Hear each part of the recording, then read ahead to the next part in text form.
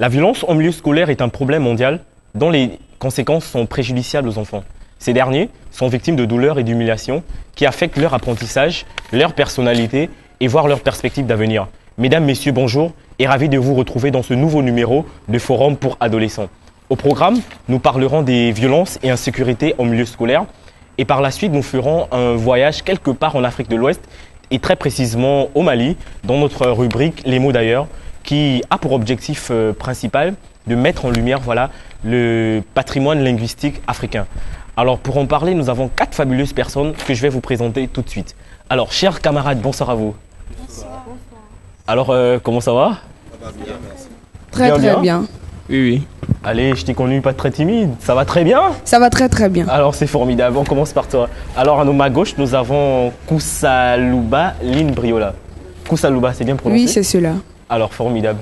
Alors, tu es étudiante en management des entreprises et développement commercial. Oui, à BBS, BGFI Business School. Alors, et comment ça se passe là-bas? Ça va. L'intégration, c'est très bien faite. L'intégration, c'est très bien faite. Alors, tu as ton collègue de classe, Edou Donald. Cher ami, bonsoir. Bonsoir. Comment ça va? Ça va, merci. Le lycée, c'est terminé? Bah, c'est fini là. Ah, c'est fini là. Ouais. Ah, c'est fini là. Là, il faut changer le cap et tout. Ok. Alors, à ta gauche, nous avons la jolie demoiselle Emmanuelle Foutou. Bonsoir. Bonsoir Marvin, Comment tu vas? je vais très bien. Alors, on rappelle que tu as participé au concours d'art oratoire organisé par la Effectivement. start-up Charlie Church. Oui. Voilà, catégorie lycéenne. Oui. Tu l'avais remporté. J'ai été, par la grâce de Dieu, lauréate du concours d'art oratoire au féminin Ok. dans la catégorie lycéenne. Une très belle expérience. Très belle expérience qui m'a permis de beaucoup enrichir ma culture générale et autres, ma personnalité. C'est formidable. Alors, on a 2 Donald sur le plateau. Alors, Donald, amène-t-il. Bon, moi, je suis à l'Institut de gestion, l'Institut national des sciences de gestion. Mais bon, on n'a pas encore commencé les cours, quoi. Les premières années. C'est formidable. Et tu comptes étudier? Le commerce international. Marketing, commerce international. C'est formidable. Pourquoi ce choix? Bon, j'ai envie d'être un acteur au développement en Afrique, spécialement dans mon pays, au Gabon. Ok. Donc voilà, pour cela, il faudrait que j'apprenne d'abord. Donc c'est... Naturellement. Alors, on rappelle que tu écris un livre actuellement. Tu es en train d'écrire un livre sur Wattpad Oui, qui effectivement. s'intitule Pas comme les autres. Oui. Alors, pas comme les autres, d'où te vient cette inspiration? Bon, au début, je voulais d'abord un peu raconter mon enfance. Mais Ok. après, j'ai vu que c'était pas bon d'exposer ma famille à tout le monde. Ok. Donc j'ai certainement modifié certaines parties. Donc en fait c'est parler d'un enfant qui n'a pas eu une enfance facile et en griffe parler aussi des enfants qui ne sont pas toujours compris dans la société, les timides. Les timides ils ont du mal à s'intégrer et tout. Et Donc, cet c'est un après-midi, peu tu ça. seras bien compris au travers du thème. On espère. Ah, on espère. Alors, cher ami, nous parlons cet après-midi de l'insécurité et des violences en milieu scolaire. Alors, qui sont ces acteurs de ces violences en milieu scolaire? Est-ce que c'est nous-mêmes? Est-ce que c'est une influence qui nous vient d'ailleurs? Qui sont ces acteurs? Un peu de tout, disons. Un peu de tout, disons. Oui, un peu de tout parce qu'il y a nous, il y a l'influence d'ailleurs qui vient vers nous aussi Ok. par le biais de la télévision, les réseaux sociaux. Donc, je pense que ce serait injuste de dire que ça vient juste de nous. Les torts sont partagés. Les torts sont partagés. Emmanuel Foutou, tu voulais dire? Je voulais ajouter à cela que les violences en milieu scolaire ne sont pas seulement perpétrées par les élèves, parce qu'on voit les premières victimes, ce sont les élèves, Ok. mais c'est aussi une histoire entre professeurs, élèves, membres de l'administration et les autres, et toutes tous les composants en fait de nos établissements sont touchés par ces violences-là. Partons de l'administration aux apprenants. Partons de l'administration aux apprenants, aux techniciens de surface même. Ah, c'est formidable. Bon, j'ai envie de soutenir ce qu'elle a dit. À cela, je vais juste ajouter le fait que même nos parents sont touchés par cela. Parce Ok. que si on attrape par exemple un enfant en train de commettre, c'est pas un acte irréparable, j'ai envie de dire. Oui. C'est le parent qui est aussi Cite-le, touché. c'est t'as fait le lycée, t'as vécu. Bon, supposons que je poignarde mon camarade. Poignardé. Ronald. Voilà, Ok. je le poignarde. C'est mon parent qui est aussi touché parce que si on me convoque par exemple à la police, on va appeler mon parent. Donc Ok. voilà, lui aussi il est un acteur.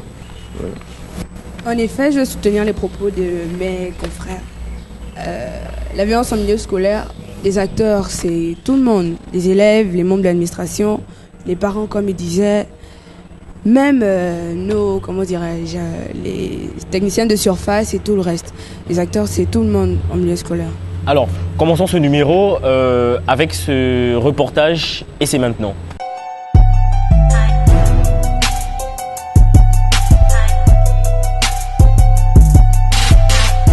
En ce moment-là, là où les parents envoient les enfants chaque matin, on prend des risques. Vraiment, c'est pas bon. Et l'insécurité, c'est pas vraiment bon. On poignarde les gens, on arrête les téléphones, tout ça là, c'est pas bon. Et vraiment, il n'y a pas trop assez d'encadrement pour les jeunes élèves et qui n'ont pas assez de défense pour se défendre. Plus moi-même, j'étais la victime de ça. Donc, si l'État peut voir un peu, s'il peut nous faire quelque chose pour nous. Les gens viennent d'ailleurs provoquer tout ça là.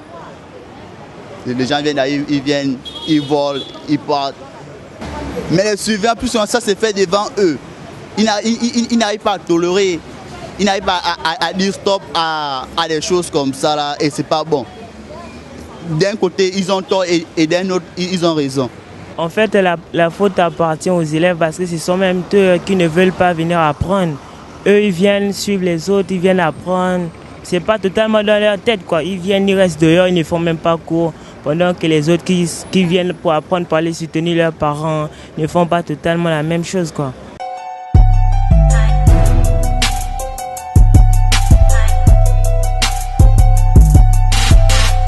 Alors, de retour sur le plateau, nous venons là tout de suite d'écouter ce jeune homme-là qui a pointillé vraiment sur ses actions assez macabres.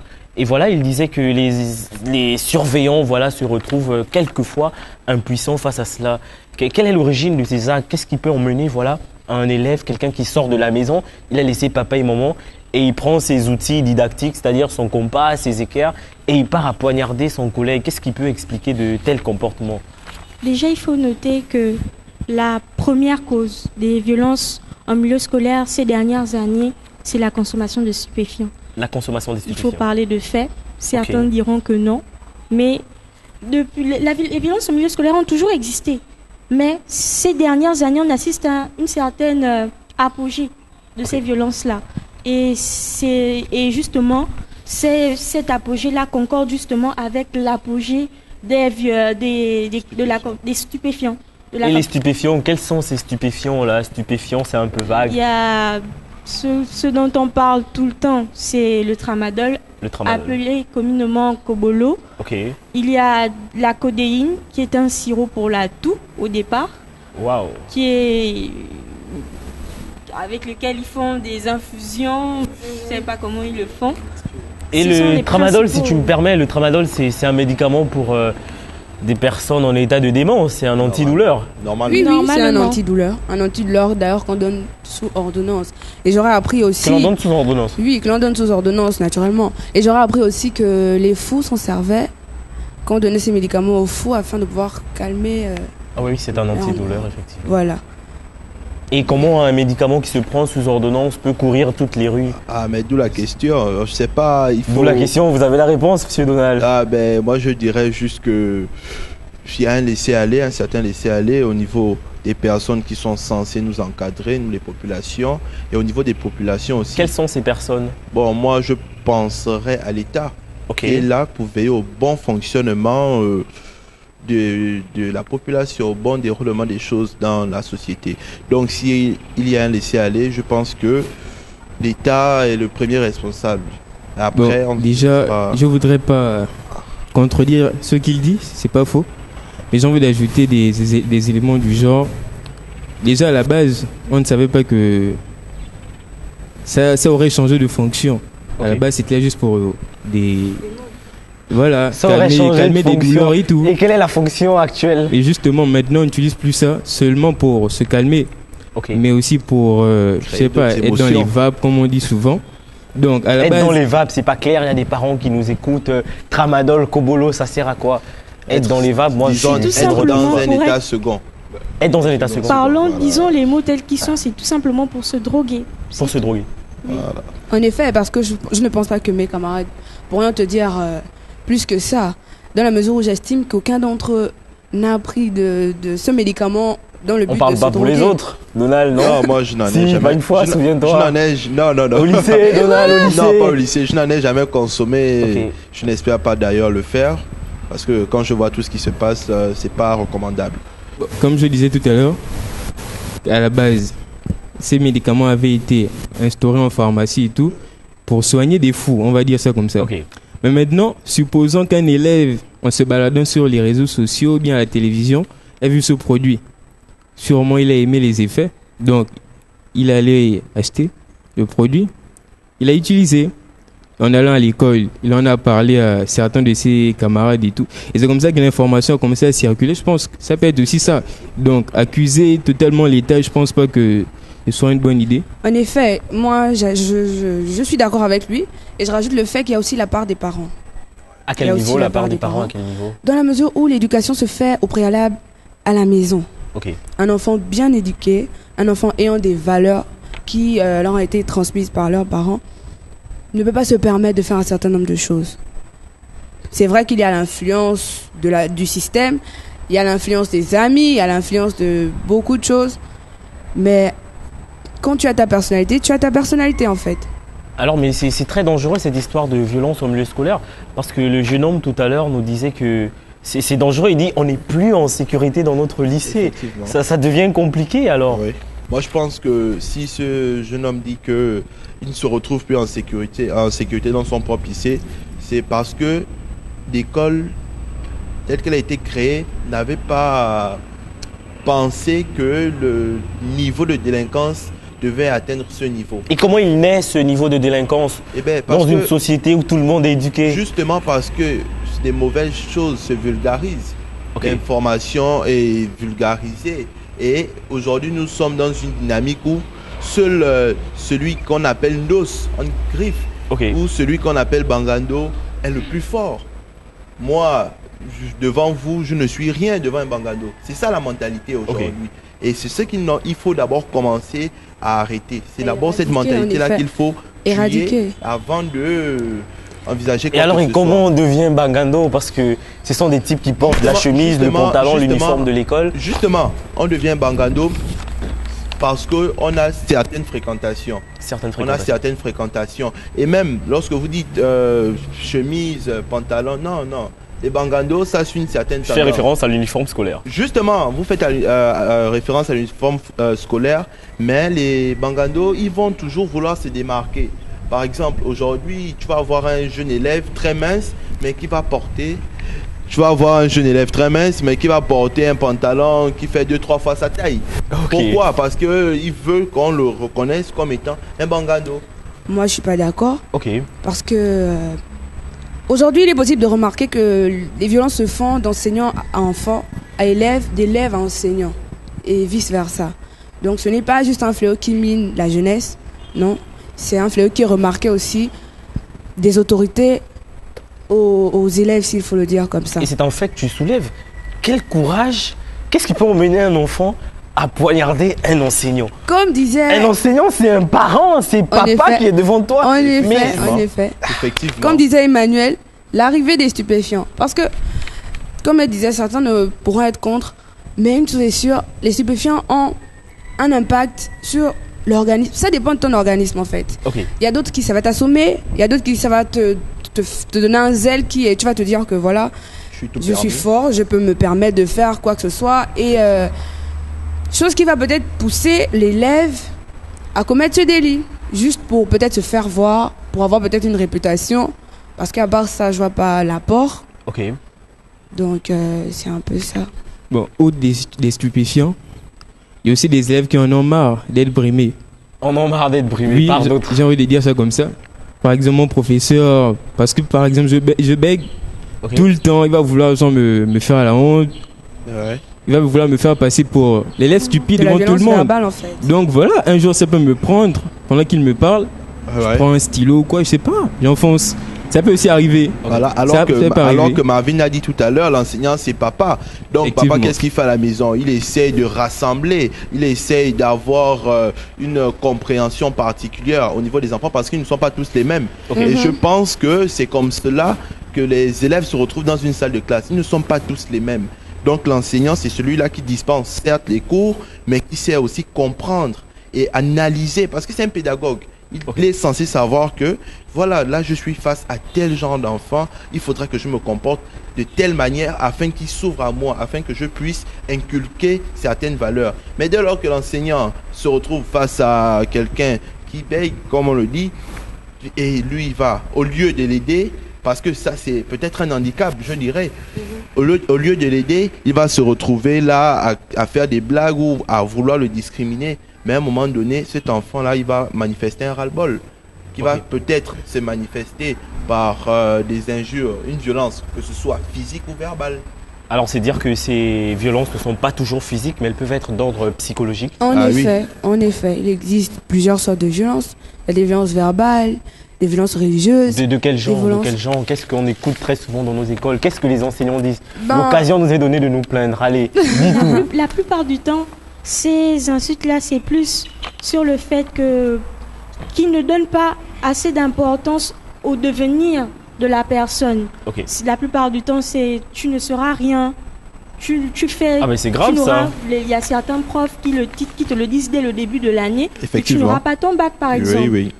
Ils ne se rendent pas compte que les mots ont un certain impact sur le mental de la personne. En effet. Même si la personne ne va pas venir réagir de manière brusque, avoir un comportement violent envers toi, elle va garder cette parole en elle et finir par se dire en fait que non, cette année c'est sûr je n'aurai pas mon examen, et ça va lui casser le moral, et au final cette personne ne pourra pas avoir son examen. On doit réellement prendre conscience que les mots ont un pouvoir.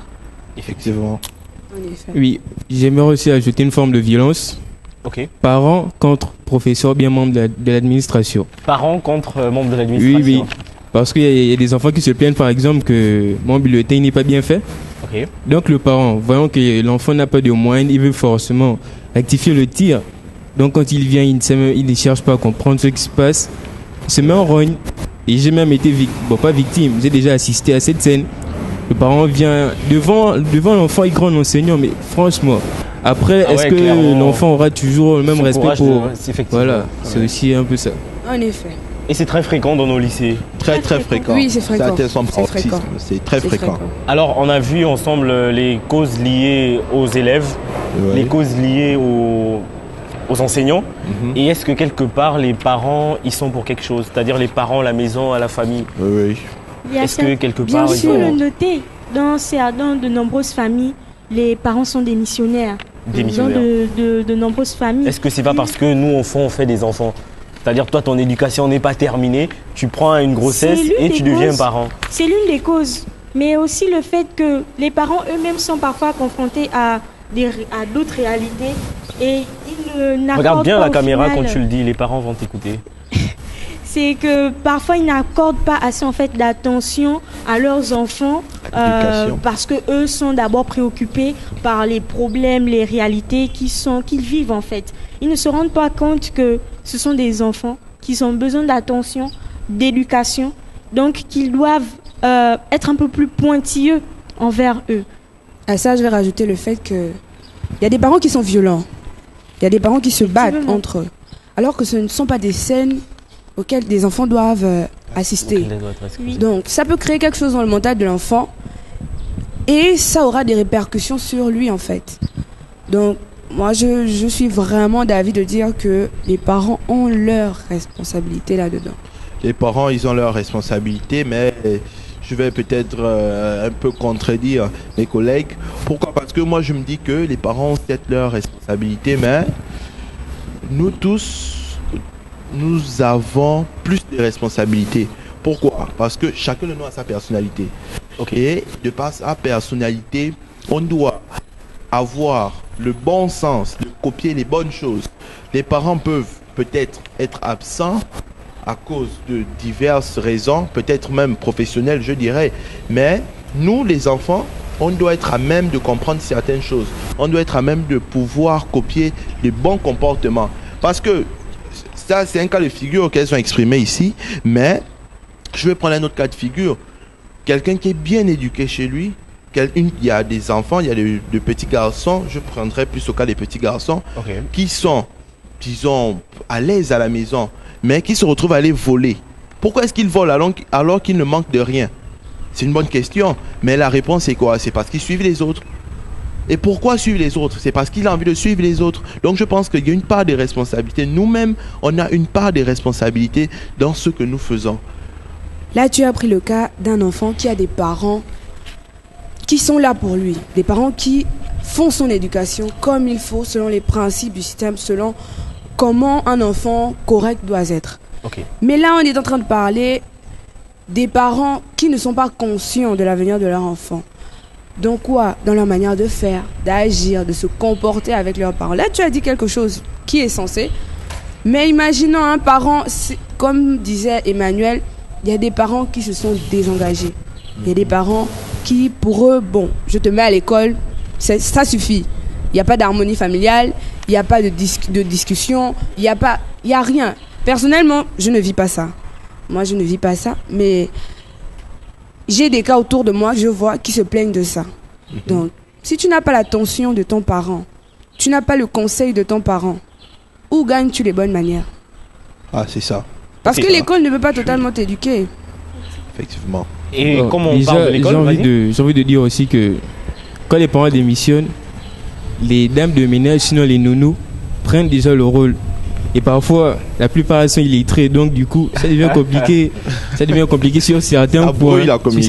C'est formidable. Donc, on sait que les parents sont nos modèles. Donc, on doit suivre normalement le bon côté. Okay. Mais bon, si j'ai un père qui rentre tout le temps tard, ma mère elle est quasiment pas là, je fais comment pour les suivre? Donc, il faut quand même essayer de comprendre un peu les parents. Parce que s'ils rentrent tard, souvent, c'est pas parce qu'ils le veulent. Okay, mais c'est pour notre bien. Donc, j'ai envie de travailler prendre l'argent pour payer la scolarité. Oui, effectivement, parce que si tout de suite, par exemple, je veux une nouvelle chaussure, on me dit qu'il n'y a pas d'argent, je vais m'énerver. Donc, il faudrait que je comprenne que si papa rentre tard, c'est de ma faute, d'une certaine manière. Donc, j'aimerais un peu soutenir ce que mon collègue a dit tout à l'heure, en fonction de la personnalité. C'est vrai, bon, quand on est, j'ai envie de dire que les parents nous éduquent sur une voie. Maintenant, en grandissant, quand on forme une personnalité, on forme cette personnalité en fonction de notre entourage. Si je suis dans une maison de soulard, à 80%, je risque d'être soulard. Donc, c'est aussi mon entourage. Si je suis dans une maison où je vois papa taper sur maman, certainement tu t'abrasses sur ça va devenir un réflexe. Ça va devenir un réflexe. Par exemple, je vais frapper, après je vais me dire, ah voilà, mon père faisait ça, et j'aurai des remords, mais voilà, l'acte est déjà posé. Donc, alors, mais moi, ce qui me chagrine un peu, si vous me permettez, c'est le milieu scolaire. Parce que je me dis que si je suis parent, j'envoie mon enfant, je me dis que mon enfant, ça va quoi. Il a des parents aussi qui vont prendre soin de lui. Il a un papa qu'on appelle proviseur. Il a une maman qu'on appelle censeur. Donc, pour ces parents-là qui envoient leur enfant et qui finalement ont un tel retour, qu'est-ce que l'administration de l'école fait? Les surveillants, qu'est-ce qu'ils font? Le proviseur? D'où l'intérêt de discuter avec son enfant. Comment tu sais que l'enfant ne va pas bien si tu ne discutes pas avec ton enfant? Oh, ok, moi je prends dans le milieu scolaire. Oui, en effet. Pourquoi ça arrive? Quel est le regard des enseignants? Quel est le regard de l'administration? Qu'est-ce qu'ils font pour pallier ce problème? Moi, ce que je pense, c'est que quand on regarde l'administration, pour qu'elle fasse aussi bien son travail, il faudrait savoir si elle est mise dans des conditions. Parce que c'est certain de voir, mais après, nous travaillons tous, mais il faudrait que nous soyons dans les conditions pour travailler. Par exemple, dans les administrations publiques, dans les administrations d'établissements publics, je prendrais par exemple le lycée pour ingénieur Gonjo de Libreville. Est-ce que cette administration-là a toutes les composantes, a toutes les conditions réunies pour bien travailler? Parce que tu peux aussi avoir l'amour. Tu peux avoir l'amour de ton travail, mais dès lors que les conditions ne sont pas réunies, tu feras vite déchanter, tu vas vite déchanter. Je vais prendre le cas d'un professeur qui sort peut-être de l'ENS ou un ancien professeur qui a l'amour de son travail. Mais lorsqu'il rentre dans une salle, je pense peut-être de 25 mètres carrés, et il se retrouve avec quoi? Il se retrouve avec 200 élèves. Moi, j'ai fait ma terminale dans une classe en début d'année où dans la liste d'appel, on était pratiquement 105. Voilà. Mais lorsque vous avez un professeur qui rentre dans la classe, je ne suis pas sûr qu'il sera très enchanté de dispenser les cours comme s'il était dans une classe de 35 ou 45 élèves. Donc ça déjà c'est un fait. Et aussi il faudrait souligner qu'il y a des moments, il y a des règlements de compte. Il pourrait arriver que j'ai appris avec le parent de cet élève, on a eu quelques accrochages. Donc quand je reconnais le nom, tout de suite ils ont envie de me venger. de me venger sur l'élève. Donc ça peut faire en sorte que, au lieu de bien enseigner l'élève, il va devenir mon ennemi, sans que lui-même ne sache pourquoi. Pourquoi nous sommes ennemis. Ce que moi je pourrais dire aux enseignants, c'est de cultiver la patience. Pourquoi? Parce que on remarque déjà depuis les classes antérieures, on remarque qu'un enseignant lorsqu'il dispense son cours, si comme disait Donald, il a un objectif en tête, il fait son cours, c'est comme ça qu'il a l'habitude de faire son cours, il fait son cours. Ceux qui ont compris, tant mieux. Ceux qui n'ont pas compris, cours de rattrapage ou année prochaine. Ouais. Pourquoi? Parce que c'est un petit business, parce que ça va rapporter des sous. Le mois. Il oublie que tout le monde. Très grande révélation. Il oublie que tout le monde n'a pas des moyens, il n'y a pas forcément des moyens pour se procurer des cours. Il oublie qu'il y a des gens qui vivent vraiment des moments difficiles. Il y a des gens en classe qui veulent comprendre, mais que l'enseignant ne donne pas l'opportunité. Pourquoi? Parce que quand tu vas lever le doigt pour dire « Monsieur, je n'ai pas compris », il va te dire « L'année prochaine ». Moi, j'ai déjà eu ça. Est-ce que l'enseignant n'a pas des contraintes contraintes à son niveau? Mais je ne pense... Celle de terminer son programme. Moi, je me dis... Des grèves par-ci, par-là. Encore que s'il faut parler des classes d'examen, un enseignant ne devait pas avoir de contraintes. Okay. Moi, je me dis pourquoi? Parce que le but, c'est que l'enfant comprenne. Sinon, un enfant qui n'a pas compris, tu l'envoies comment en examen? Ouais. Donc, moi, vraiment, ce que moi, je peux dire aux enseignants, hormis le fait que des enseignants peuvent être comme ils sont, moi, c'est de cultiver la patience. Parce que si on vient à l'école, c'est bien parce que nous tous, on veut acquérir des connaissances. Nous tous, on veut sortir de là, la tête pleine, en disant oui, j'ai fait l'école. Donc, de savoir revenir. Il y a encore une minorité de profs qui ont cette patience-là et qui arrivent à revenir à chaque fois quand un élève n'a pas compris. Mais la majorité sont ceux qui ne le font plus. Donc, vraiment, essayons de cultiver la patience avec nos élèves. Alors, Emmanuel, Donald? Et aussi, j'ai envie de dire qu'il y a certains profs, en donnant des cours, ils ne donnent même pas le nécessaire. Non, l'essentiel. Ils disent, allez-y chercher à la maison. C'est bien, d'accord, je vais aller chercher, forcément ça va m'aider. Mais donne-moi quand même une base. Parce que la prochaine fois, dès qu'il va revenir, par exemple, sur, je vais dire 50 élèves, il y a par exemple 30 qui n'ont pas fait leurs exercices, ou bien ils n'ont pas fait les recherches, il va sacrifier toute la classe en disant que le cours a déjà été fait. Maintenant, la minorité qui allait chercher, on fait comment? Elle sacrifie. Bon, les amis, nous sommes entre nous. Sincèrement, un enseignant peut rentrer en classe et s'exprimer comme ça, dire que voici, je vous donne ceci, allez chercher le reste. Non, c'est pas ce que je dis. Ok. Je dis, supposons que je viens, je donne le titre de la leçon, je parle. En fait, il y a certains détails que je devrais donner, des bases, que même si tu n'as pas étudié, est là pour ça. Même quand tu n'as pas étudié, au moins c'est là. Il est là pour ça. Il est censé venir nous faire cours et non nous énoncer un chapitre et s'en aller. C'est une obligation, comme tu le disais. Okay. C'est une obligation. Il est payé pour ça. Il ne doit pas tout simplement se dire que c'est vrai, on apprend mieux en allant chercher et autres. Mais il y a certains détails qui ne sont pas forcément dits sur Internet que lui peut nous apporter. Il y a certains encore que ça peut être dit, mais pas très explicite. Voilà, qui doit en fait nous expliquer. C'est là sur le net comme ça, mais nous, de nous-mêmes, on ne peut pas forcément bien le comprendre. Donc il nous faut quelqu'un pour nous expliquer quels sont les tenants et les aboutissants de tel concept. Alors on l'a bien compris, nous allons regarder ce second numéro avant de revenir sur les différentes conséquences qu'on peut retrouver face à ces mots que nous venons de dénoncer. Ok.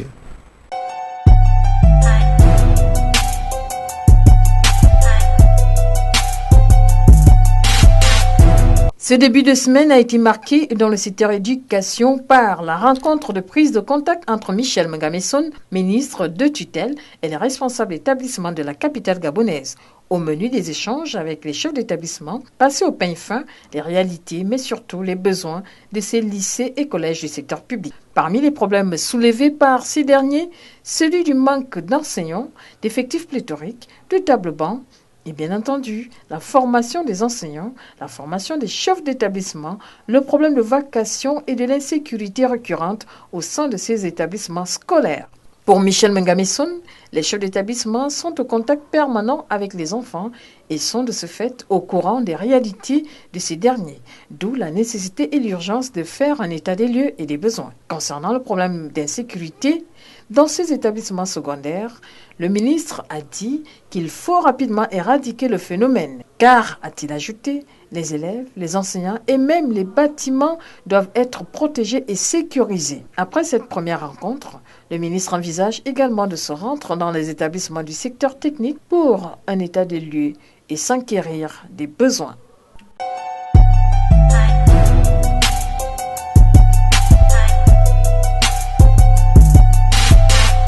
Et maintenant, nous voulons parler des conséquences. On parle d'insécurité, de violence au milieu scolaire. Avec ces types de violences que nous avons dénoncées, quelles peuvent être les conséquences? Bon, déjà, tout dépend de la forme de violence qui a été admise à ce dernier. Ok. Supposons les la élèves... violence physique, poignarder les couteaux dans le corps de ses camarades. Même par cela. La violence physique, je pense qu'elle est double, elle aussi psychologique. Ok. Parce qu'une fois qu'on te poignarde, ça reste ta vie. Même si une personne passe à côté de toi avec un couteau, on va poignarder. Voilà. Okay. Donc, pour ceux qui ont par exemple l'esprit faible, ça peut jouer un rôle. Donc, même pour préparer, non, je veux pas préparer parce que j'ai peur du couteau, je peux me faire du mal et tout. Je veux plus revivre cette douleur. Donc, c'est ces formes de conséquences. Il y a aussi l'abandon scolaire. Il y a aussi ça. Tous les jours, c'est moi qu'on brime à l'école. Non, je veux plus de cela. Je préfère rester chez moi ou bien j'apprends mon métier. Je suis indépendant, personne ne me brime. Donc, c'est aussi ça. Je dirais que la conséquence, c'est l'échec scolaire.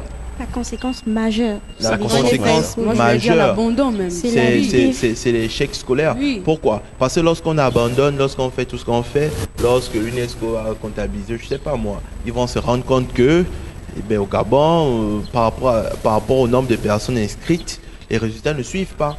C'est ce qu'on va a priori constater. C'est justement ça. En effet.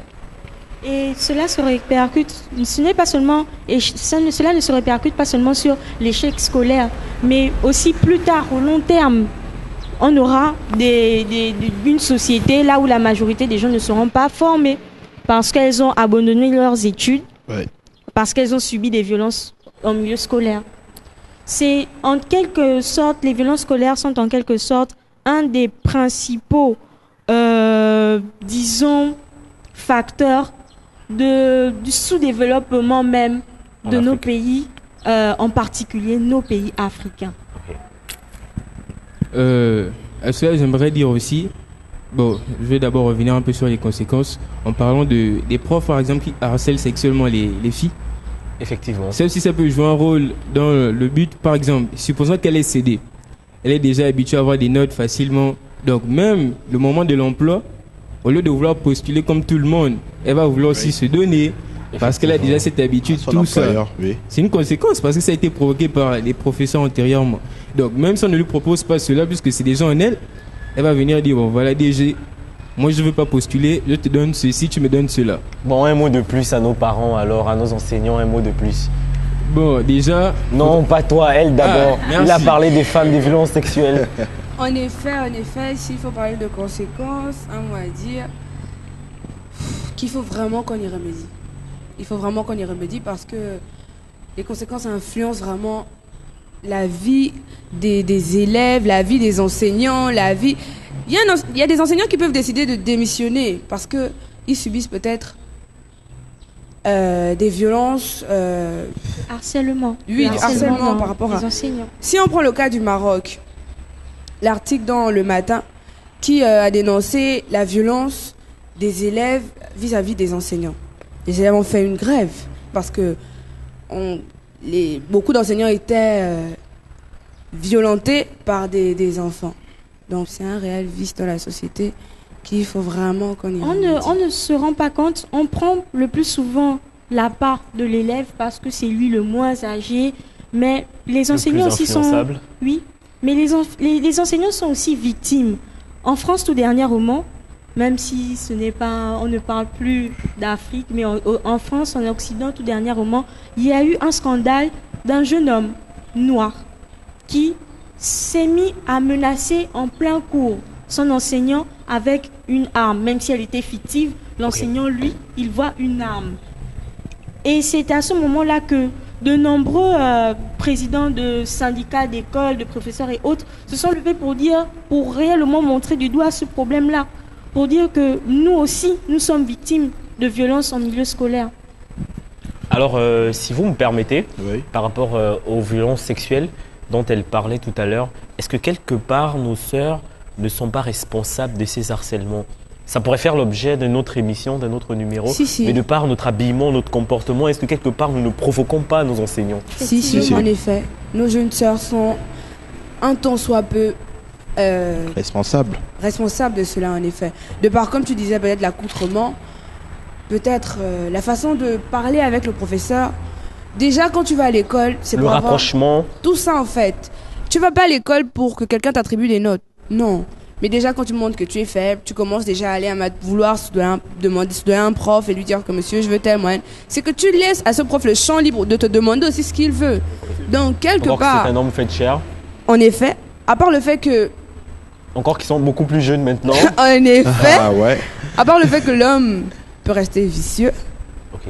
mais la jeune femme, la jeune fille a aussi sa part de responsabilité sur ce point. Au concours d'art oratoire, je le disais, c'est aussi par rapport à notre accoutrement.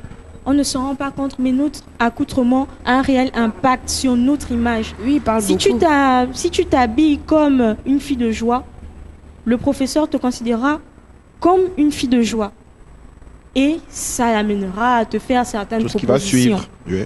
Alors il a des papillons dans le ventre, ce gars-là. Eh ben, moi, je vais vraiment dire la même chose que mes condisciples ici. Pourquoi? Parce qu'ils ont dit que la fille avait la responsabilité. Mais oui. Après, je vais me critiquer moi-même en disant que c'est du 50-50. Voilà. Parce que le professeur, il est professeur, donc il doit avoir beaucoup de professionnalisme dans son travail. C'est Voilà. très bien dit. Ça, c'est d'abord un fait. Et la fille aussi, surtout qu'aujourd'hui nous sommes à l'ère du numérique avec comment dirais-je, tout ce qu'on voit à l'étranger, les jeunes d'aujourd'hui prennent plus vite conscience de leur corps.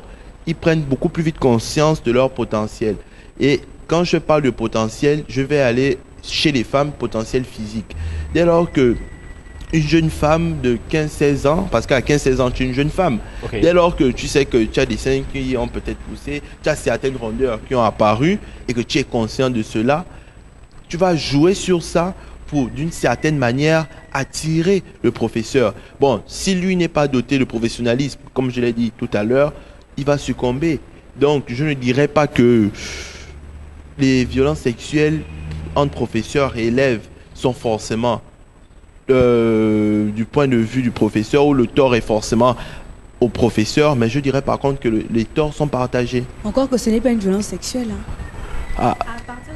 Ouais. Ça ne devient même plus une violence sexuelle. sexuelle, effectivement. Ça ne devient plus une Effectivement. violence sexuelle. Et c'est d'un commun accord. Ouais. Voilà. Alors, on doit savoir une chose, c'est que la loi est celle qui régit les rapports entre les individus dans une société. Oui. Et la loi dans nos lycées, on l'appelle règlement intérieur, c'est correct? Oui, règlement Voilà. intérieur. Ok, pour parler des solutions, vraiment pour pallier ce problème, s'il fallait que chacun d'entre vous ajoute un texte, ne parlons pas du fait que le règlement ne soit pas appliqué correctement ou pas, ça fera peut-être l'objet d'un autre débat. Mais Oui. moi, ce que je veux dire là maintenant, partons de ce fait, s'il faille que chacun d'entre vous puisse maintenant là donner un article qui doit rentrer dans le règlement intérieur de son établissement.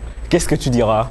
Un article ne sera pas assez grand. Une loi, on va le dire comme ça. Même une loi. Moi, je proposerais Allez, plusieurs vote une loi. choses. Je proposerais par contre plusieurs choses. Ok. Déjà, que au niveau des enseignants, qu'ils, comme je le disais tantôt, s'adaptent aux élèves qu'ils ont en face d'eux. Ça, c'est un fait au niveau des enseignants. Bon, maintenant, au niveau des élèves, je dirais par contre que ils doivent vraiment suivre le code dress, comme on nous dit dans notre école, parce que c'est très important. L'uniforme est là pour éviter les inégalités. Donc, les inégalités, elles ne sont pas seulement financières. Hein. Je dirais aussi que les inégalités, elles peuvent être physiques. Lui, il a peut-être plus de taille que moi et tout. Donc, lui, il a peut-être des abdominaux et moi, non. Donc, lorsqu'on porte l'uniforme, cela cache tout. Ça nous cache entièrement. Et ça, je pense déjà que c'est une forme pour réduire les inégalités. Donc, si tout le monde, tous les élèves abordent l'uniforme comme comme il le faut, je pense que ça va mieux être perçu. Ça, c'est mon point de vue. C'est compris. Moi, je m'adresserais plutôt à l'administration. Peut-être pas ajouter quelque chose, mais plutôt sensibiliser afin que ça soit vraiment valorisé. Je souhaiterais que la communication entre administration et parents d'élèves soit vraiment vivante, qu'elle soit vraiment vivante et que les parents arrivent à échanger par rapport à l'enfant, par rapport au cas, que s'il y ait un problème à la maison, un problème à l'école, on appelle directement le parent sans pourtant chercher à le régler d'une quelconque manière, qui aboutira sûrement à un autre problème, qui causera sûrement une violence quelque part. Moi, je souhaiterais que l'on favorise vraiment la communication entre parents et administration. Nous sommes au Parlement des élèves à Menti. Tu dois voter une loi. Bon, moi, j'aimerais aussi insister sur la communication, mais cette fois-ci avec les élèves. Que les élèves puissent communiquer avec l'administration. C'est-à-dire, si tu as un compromis avec un prof, tu vas au niveau de l'administration, tu expliques. Et tu oublies le chef de classe, tu brûles les étapes. Bon, on va dire le chef de classe alors. Le chef de classe est là pour faire le rapport. Il va au niveau de l'administration, il raconte et on fait asseoir. Et le chef de classe, certains témoins et le prof et l'élève en question. Afin de discuter, il pourrait arriver que ce problème se reproduise dans une autre classe. Mais si on a déjà réglé ça une fois, au moins on a déjà des solutions dans la base de données. Donc, voilà, ça pourrait aussi aider. Et alors, j'aimerais aussi ajouter un petit truc. Créer aussi des activités. Bon, j'aimerais déjà féliciter Forum Ado. Voilà. Parce qu'en venant dans les établissements, déjà, ils font, je pense, il y a eu ça à Kouaben l'année passée. Où je suis repassé, je ne sais plus trop. Mais il y a eu un débat comme ça. Il y avait plusieurs élèves, ils ont débattu. Tout ça, si ça peut aider quelqu'un, supposons quelqu'un qui est victime de violence, quelle que soit la forme de violence, en écoutant son camarade débattre, ça pourra aussi l'aider à prendre, je sais pas, des engagements ou quelque chose pour l'aider. Notre dernière parlementaire. Je pense que les mots, la sensibilisation, elle est importante, mais on devrait maintenant rentrer dans les mesures punitives. L'élève a fait ceci, il a droit à telle punition. Parce que généralement, ce qu'on rencontre dans nos lycées, c'est que il a blessé tel autre élève, mais le lundi prochain, on le voit à l'école, on lui donne une semaine à la maison et après cette semaine-là, il revient à l'école pour pouvoir encore continuer à terroriser les autres. On doit réellement mettre de vraies mesures punitives dans nos établissements. En dehors de ça, en plus de cela, on doit en fait pouvoir rendre toutes les personnes qui sont censées nous surveiller, les surveillants précisément, on doit pouvoir les former à certaines situations, comme l'intervention du jeune homme tout à l'heure, un surveillant qui se met à fuir. C'est qu'il n'a pas en fait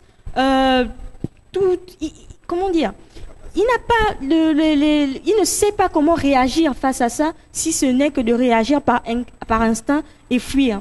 Alors que s'il avait une formation, il aurait pu régler le problème ou intervenir de manière efficace. Là, tout de suite, si tu me permets, au vu de la gravité de ces problèmes, est-ce que les surveillants devraient être armés? Je ne sais pas. Je ne Parce que pense s'il pas. a fui, écoutez, devant le couteau, c'est vrai que ça, non, mais le couteau, ça perce. Non, je ne pense pas qu'il devrait être armé. Mais par contre, nous, à Kouaben, je pense que lorsque j'étais en classe de seconde, nous, les élèves de première et de terminale avaient en fait décidé de faire grève un lundi matin. En effet, on l'avait fait. Un lundi matin, ils avaient été victimes de braquage. Des élèves venant d'autres établissements sont venus les agresser dans le sein de l'établissement et aux alentours de l'établissement. Donc le lundi matin, c'était leur tour. À Kouaben, on a un système le jour de le lundi, à la levée du drapeau, une classe chante l'hymne national. Et eux, c'était leur tour de chanter l'hymne national. Ils ont refusé de chanter l'hymne national. Une autre classe l'a fait. Et au moment de se disperser dans les classes, eux, ils sont restés. Ils ont dit, nous, on ne fait pas cours aujourd'hui parce que nous voulons que les mesures de sécurité au sein de l'établissement puissent être renforcées.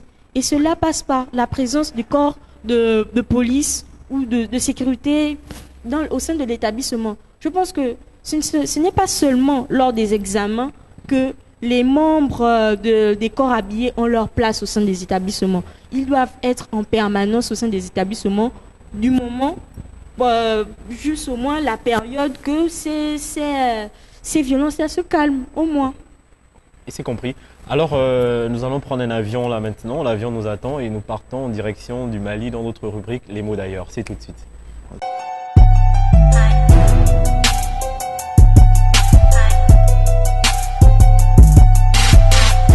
Bonne arrivée à Bamako à nous. Merci. Alors, l'initiation Bambara, comment ça se présente? Ça se présente bien, certes, la prononciation n'est pas forcément idéale. Ok. Donc, Ikabara, Kosobe, Ikawati, Ikademisenia, Kusubali, Ere, Aluka, Barika, Farafina Den. Formidable, c'est un mélange de beaucoup de choses ça. Ah, beaucoup de choses. Alors Emmanuel, on t'écoute. Je vais essayer de me prêter à l'exercice. C'est formidable.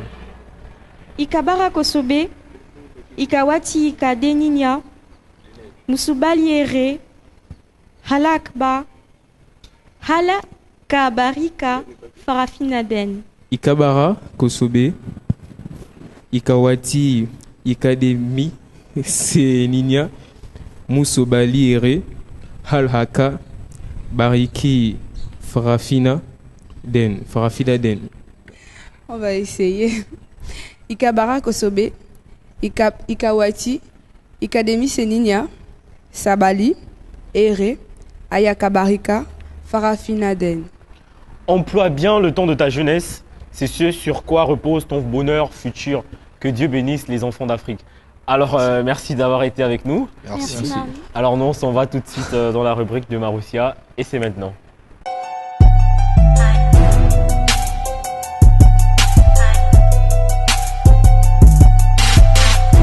Alors, bonsoir Maroussia. Bonsoir Marvin. Nous sommes dans la rubrique Entre nous. Alors Marvin, pour la rubrique Entre nous, je suis allée à la recherche d'une valeur sûre. Le professeur Serge Martial Mukamba, il est consultant, formateur, coach, auteur et conférencier. Le 3 novembre dernier, il a tenu une conférence sur le thème parents, comment préserver votre enfant et développer son potentiel. Alors Marvin, nous l'avons confronté à notre thème sur les violences et l'insécurité en milieu scolaire. Écoutons-le.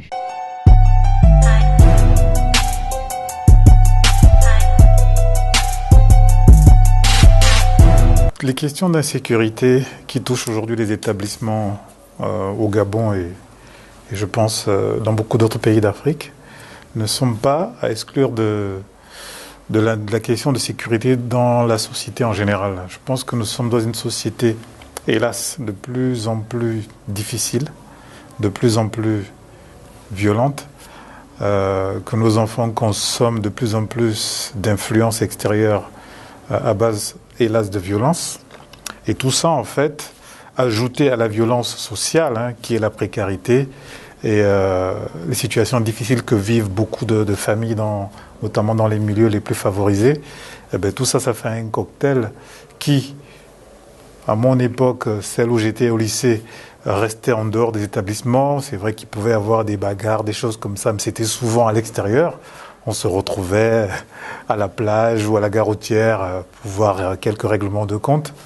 Et la différence, c'est qu'aujourd'hui, toute cette violence s'est déportée et importée dans les établissements. Pour moi, c'est un symptôme que nous sommes dans une société qui va très très mal. Et mon discours, c'est de dire que les enfants n'en sont pas les auteurs, même si ce sont les acteurs, mais plutôt les premières victimes. Vous avez dernièrement tenu une conférence. Quel était le thème ? Alors, c'était une conférence qui me tient particulièrement à cœur et que je compte renouveler d'ailleurs à Libreville. C'était sur l'éducation et le rôle de parents, qui était intitulé « Parents, comment préserver vos enfants dans un monde en perte de valeur et en même temps développer leur potentiel ».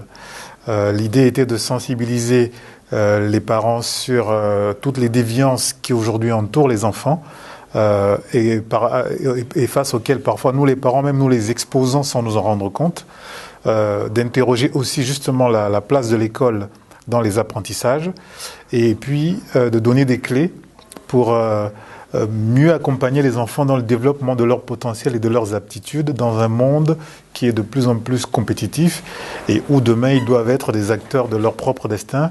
Et pour ça, ça commence souvent très très tôt. Si on peut les outiller avec un état d'esprit d'initiative, de responsabilité, développer ce qu'on appelle, pour employer un mot à la mode, leur leadership, eh bien, aujourd'hui, il y a des clés. de coaching qui permettent d'aider les parents que nous sommes à mieux accompagner nos enfants. Et c'est à travers cet atelier que je partage ces clés, ces expériences pour accompagner les parents que nous sommes, qui sommes souvent parfois dépassés notamment par les nouvelles technologies que nos enfants maîtrisent parfois mieux que nous. Donc c'est toujours intéressant d'échanger dans un cadre comme ça et de partager des clés et des pistes de solutions. Je pense qu'il ne faut blâmer personne, il faut plutôt essayer de comprendre. Et dès lors qu'on a commencé à se poser les bonnes questions pour comprendre, s'asseoir autour d'une table et chercher les solutions. S'il faut raisonner en termes de responsabilité, c'est une responsabilité qui est collective. Lorsqu'un enfant a un certain comportement, forcément, c'est lié à l'éducation qu'il a reçue ou à ce qu'il n'a pas reçu. Et donc, il y a une responsabilité forcément en partie des parents. L'école est là non pas pour jouer un rôle d'éducation, mais d'instruction. L'école n'a pas vocation à pallier au manquement qu'il y a à la maison. En revanche, les adultes que sont les enseignants ont aussi un devoir d'exemplarité et de comportement qui est censé être irréprochable. Or, ce n'est pas toujours le cas. Du coup, mon propos serait de dire que lorsqu'il y a un souci avec un enfant, c'est une responsabilité qui est forcément partagée et donc qui doit être assumée collectivement par les adultes à travers le dialogue, la communication et plus la recherche de solutions que de blâme ou de rechercher des coupables. Ce qui marche avec un enfant ne marche pas forcément avec son petit frère ou sa petite sœur. Pourtant, c'est dans la même maison, ce sont les mêmes parents. En revanche, ce que je peux suggérer, puisque c'est le retour que j'ai des parents durant les conférences que je donne, c'est un focus sur un outil qui est aujourd'hui qui a beaucoup d'influence sur nos enfants, ce sont les nouvelles technologies, les réseaux sociaux, les écrans, Internet. Ce sont des outils face auxquels nous sommes souvent dépassés. Et du coup, là, il y a deux options. Soit certains parents ont tendance à censurer, soit ils ont tendance à être dépassés et à lâcher prise et à laisser les enfants faire. Je pense que là, nous avons un travail peut-être de remise en cause de notre façon de faire et de procéder, et surtout un effort à faire pour suivre, parce que je reste persuadé, en tant que professionnel de la communication, que c'est en communiquant et en faisant les efforts de parler le langage de nos enfants et de nos jeunes que nous pouvons continuer à rester connectés avec eux, et que dès lors qu'on lâche un peu ou qu'on commence à dire « Oh, les jeunes font comme ça, c'est trop compliqué, je ne comprends rien », là déjà on a perdu quelque chose et après c'est difficile de se comprendre. Donc beaucoup miser sur la communication, faire les efforts qu'il faut pour parfois apprendre à se servir d'un téléphone portable aussi bien qu'eux, pour ne pas être dépassé. Je sais que c'est pas facile, mais nous n'avons pas le choix. Ce sont les outils qui sont là, ils grandissent avec, et c'est plutôt à nous, parents, de nous mettre à niveau pour pouvoir suivre et rester connectés avec nos jeunes et nos enfants.